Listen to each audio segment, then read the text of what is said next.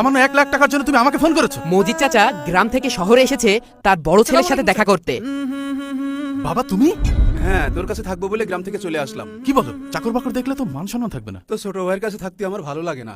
ও মসজিদে ইমামতি করে নিজেই চলতে পারে না, আমার খরচ বহন করবে কি করে? কিন্তু বাবা আমি তো তোমাকে এখানে রাখতে পারবো না। এখানে সবাই উচ্চ লেভেলের লোক থাকে। তুমি থাকলে আমার মান সম্মান বলে কিচ্ছু থাকবে না। তুমি বাবা এক্ষুনি গ্রামে চলে যাও। স্যার আসসালামু আলাইকুম স্যার। ওয়ালাইকুম সালাম। স্যার এই বৃদ্ধা লোকটি কে স্যার? এই রাস্তার ফকিটকির হবে। জি। আমার কাছে সাহায্যের জন্য আসছে। উনি বলছে ওনার বড় ছেলে নাকি অসুস্থ, তাই রাস্তায় রাস্তায় সাহায্য চেয়ে বেড়াচ্ছে। মুরব্বি দাঁড়ান। এই কথা শুনে অফিসের কর্মচারী ইউনুস মিয়াকে 200 টাকার একটা নোট হাতে দিয়ে বলে, আপনার বড় ছেলের ট্রিটমেন্ট করিয়ে নিয়েন।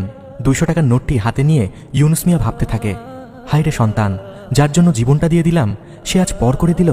ইউনুস মিয়া ঢাকা থেকে ঝিনাইদহের উদ্দেশ্যে রওনা দেয়। বাসের সিটে বসে ভাবতে থাকে, তার ছোট ছেলে বলেছিল, আব্বা আব্বা আব্বা আব্বা দাঁড়ান আব্বা, আমি বলছি আপনার শহরে যাইতে হবে না। বড় ভাই শহরে সবসময় ব্যস্ত থাকে, আপনার শহরে যাইতে হবে না। তুই ইমামতি করে কয় টাকা বেতন পাস? তাই দিয়ে তোর সংসারই চলে না। আমি অল্প কয় টাকা বেতন পাইলেও সে টাকায় অনেক বরকত রয়েছে, সে টাকা সম্পূর্ণ হালাল। আপনি কি কখনো বলতে পারবেন আমি কোনো কিছুর আপনাকে কখনো কষ্ট দিয়েছি? এখন আমার বয়স হয়ে গেছে, ভালো মন্দ খাওয়া জরুরি। তোর কাছে থেকে শাকসবজি খাতি আমার আর ভালো লাগছে না। আমি ঢাকা শহরে বড় ছেলের কাছে যাবো, ভালো মন্দ খাবো, আর ঢাকা শহর ঘুরে দেখবো। বড় ভাই এখন আপনার খোঁজও নেয় না, ফোন করে একবার জিজ্ঞাসা করে না আপনি কেমন আছেন। আমি আপনাকে 3 বার খাইতে না দিতে পারলেও কখনো আপনাকে না খাইয়ে রাখছি না, তাহলে আপনার ঢাকায় যাওয়ার কি দরকার? আমার ডাইল ভাত খাতি এখন আর ভালো লাগে না। আমি ঢাকা শহরে আমার ইঞ্জিনিয়ার ছেলের কাছে যাবো, যে মাছ গোস্ত খাবো। আব্বা আমার কথাটা শোনেন, মৃত্যুর আগ মতো পর্যন্ত আমি আপনার খেদমত করতে চাই। পিতামাতার খেদমত করা তো ভাগ্যের ব্যাপার। আমার একটা কথা শোনেন, আপনি ঢাকা যায় না, আমার কাছেই থেকে যান। না, আমি আমার বড় ছেলের কাছেই থাকবো। ছোট ছেলের কথায় রাগ করে ইউনুস মিয়া ঢাকায় ইঞ্জিনিয়ার ছেলের কাছে চলে যায়। ছোট ছেলে অবাক দৃষ্টিতে তাকিয়ে থাকে। এই ঝিনাইদহ যাত্রী কারা আছে? নেমে পড়েন। এই গাড়ি বাড়ান।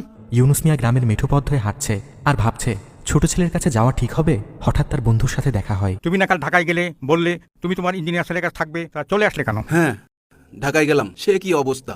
ছেলে তো আমার অনেক প্রকার খাবার এনে দিল, পেট ভরে খেলাম। ছেলে তো আমার আসতে দিতেই চায় না। কিন্তু বাবা তুমি? হ্যাঁ, তোর কাছে থাকবো বলে গ্রাম থেকে চলে আসলাম। কিন্তু বাবা আমি তো তোমাকে এখানে রাখতে পারবো না। এখানে সবাই উচ্চ লেভেলের লোক থাকে। তুমি থাকলে আমার মান সম্মান বলে কিচ্ছু থাকবে না। কিন্তু কি? কিন্তু ঢাকায় আমার একটা সমস্যা, গাড়ির আওয়াজ আমার কাছে কেমন যেন অস্বস্তি লাগছিল, তাই গ্রামে চলে আসলাম। হ্যাঁ, তোমার এক ছেলে তো ভালোই প্রতিষ্ঠিত হলো, আর এক ছেলে তো প্রতিষ্ঠিত হতে পারলো না, কোন রকম ইমামতি করে চলছে। হ্যাঁ ভাই, আমি একটু বাড়িতে যাই, আমার একটু বিশ্রাম নিতে হবে।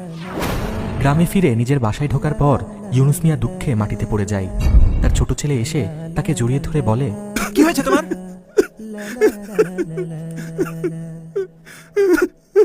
আব্বা দুনিয়াটা বড়ই স্বার্থপর।